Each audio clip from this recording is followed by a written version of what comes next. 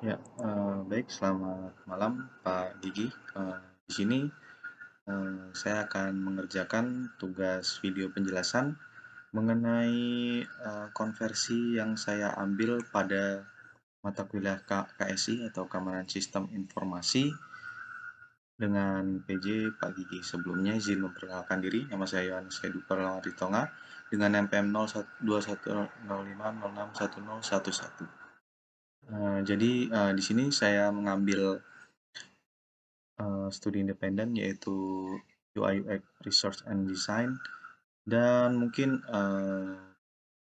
Pak Gigi agak bingung dan bertanya-tanya apa sih hubungan dari UI UX dengan keamanan sistem informasi. Oke. Jadi dari UI UX sendiri itu terdiri dari dua bagian penting yaitu UI User Interface dan UX. Nah, untuk keamanan sistem informasi ini lebih ke balance-nya sebenarnya lebih ke UX, akan tetapi di UI-nya itu juga ada.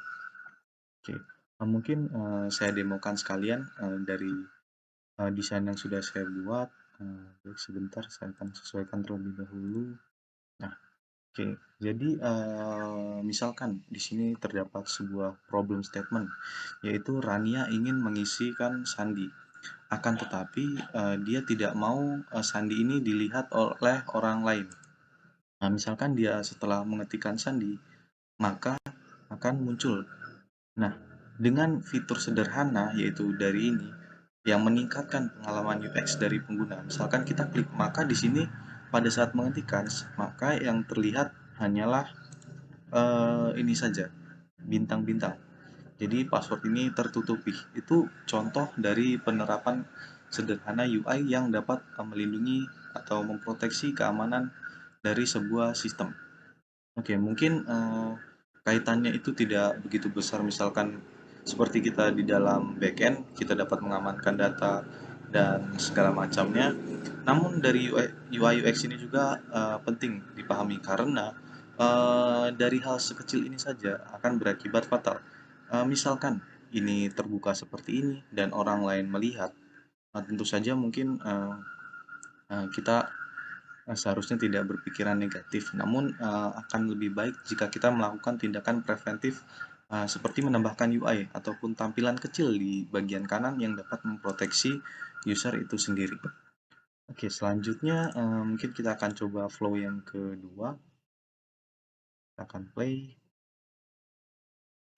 Nah, keamanan sistem informasi juga pada UI itu sangat penting untuk memberitahu user. Misalkan tidak ada interface yang membantu pengertian seperti autentikator, email, dan SMS.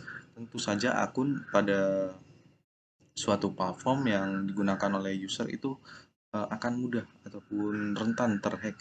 Jadi misalkan jika UI-nya baik, user akan tahu, wah, di sini ada autentikasi, kita bisa nyalakan, lalu kita bisa aman OTP. Lalu kita perlu tambahkan email juga agar lebih aman, bisa kita aktifkan. Lalu untuk SMS kita aktifkan.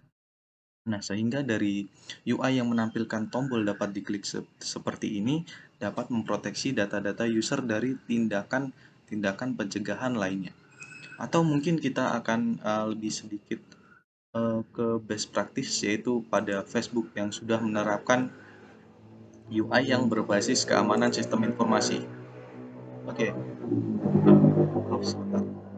Nah, mungkin misalkan jika kita ingin memberitahu teman kita sedang di mana, misalkan saya sedang di rumah. Nah, mungkin ini terlihat sederhana ataupun simple, namun ini akan berakibat fatal. Misalkan jika ini kita unggah ke bagian publik, maka keamanan informasi kita akan menyebar. Jadi semua orang itu atau semua orang di dunia bahkan tahu bahwa kita sedang di rumah. Akan tetapi dengan UI kecil seperti ini, kita dapat memilih, misalkan di sini teman, selesai. Nah, hanya teman-teman kita yang tahu di mana letak kita sekarang. Sehingga dengan tampilan seperti ini, sehingga yang terkesan sepertinya bagi orang umum tidak penting, namun ini berakibat sangat fatal dan menimbulkan UX yang sangat baik. Jadi misalkan ini mau kita buat hanya teman selesai, dan misalkan kita kirim hanya teman yang dapat melihat. Jadi misalkan orang tidak dikenal atau anonim ingin berkenalan dengan kita, ya setidaknya data yang mereka terima itu terbatasi dan itu juga terproteksi. Bahkan di sini terdapat UI lagi, yaitu teman spesifik, dan bahkan ini ada khusus. Ya, baik. Jadi hal tersebutlah yang saya pelajari pada UI UX Research ini pada chapter 1, yaitu pada pengantar design thinking. Jadi sebisa mungkin kita memposisikan di posisi sebagai user, sehingga keamanan maupun privasi dari user itu harus dijaga dengan baik sesuai dengan prinsip dari keamanan sistem informasi.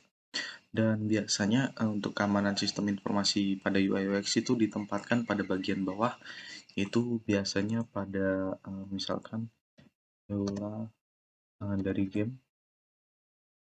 Seharusnya di situ nah, di sini terdapat tampilan End User License Agreement. Biasanya ini terdapat di tampilan di paling bawah. Dan UI ini tentu saja masuk pada chapter pengantar Design Thinking, ya.